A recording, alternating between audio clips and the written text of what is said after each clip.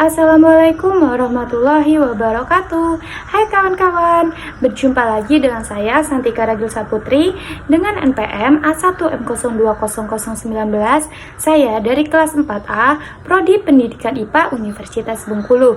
Baiklah kawan-kawan, jadi pada video kali ini saya akan menjelaskan sedikit materi manajemen pendidikan pada bab 11, yaitu yang berjudul efektivitas dan mutu sekolah. Jadi, pada mata kuliah pengelolaan ini diampu langsung oleh Bapak Dr. Muhammad Kristiawan MPD.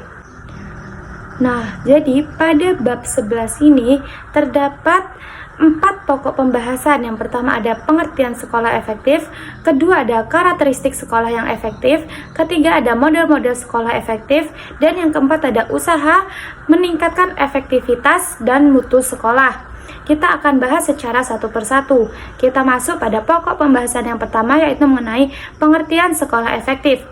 Jadi, sekolah efektif adalah sekolah yang mampu mencapai target-target yang ditetapkan sebelumnya, seperti visi, misi, dan tujuannya, dengan memanfaatkan dan mengoptimalkan sumber daya yang ada di dalam sekolah tersebut, serta memiliki iklim sekolah yang mendukung kegiatan pembelajaran dan output yang dihasilkan oleh sekolah dapat bermanfaat bagi lingkungannya.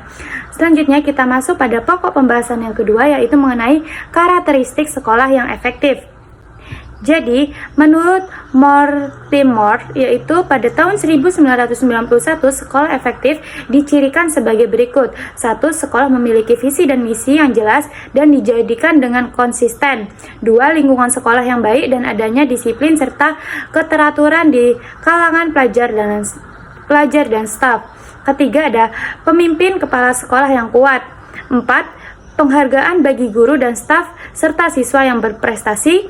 5. Pendelegasian wewenang yang jelas. 6. Mendukung masyarakat sekitar. 7. Sekolah mempunyai rancangan program yang jelas. 8. Sekolah mempunyai fokus sistemnya tersendiri. 9. Pelajar diberi pertanggungjawaban. 10. Guru menerapkan pembelajaran yang inovatif. 11. Melakukan evaluasi yang berkelanjutan. 12. Kurikulum sekolah yang terancang dan terintegrasi satu sama lainnya. 13. Melibatkan orang tua dan masyarakat dalam membantu pendidikan anak-anaknya. Dalam konsep standar nasional pendidikan, makna sekolah efektif harus memenuhi standar-standar sebagai berikut. 1. Standar isi. 2. Proses pembelajaran. 3. Kompetensi lulusan. 4. Standar tenaga pendidik dan kependidikan. Yang pertama yaitu ada pendidik, dan yang kedua ada tenaga kependidikan. 5. Sarana dan prasarana. 6. Pengelolaan. 7. Pembiayaan, dan yang 8 yaitu ada penilaian. Selanjutnya kita masuk pada pokok pembahasan yang ketiga, yaitu ada model-model sekolah efektif. Jadi yang pertama yaitu model tujuan. Menurut Arifin tahun 1998 menetapkan sekolah yang bermutu berdasarkan tujuan yang hendak dicapai terhadap peserta didik memiliki kriteria. 1. Menguasai keterampilan-keterampilan dasar. 2. Berusaha meraih prestasi akademik semaksimal mungkin pada semua mata pelajaran. Dan yang ketiga yaitu menunjukkan keberhasilan melalui evaluasi yang sistemik. 2. Model manajemen mutu total.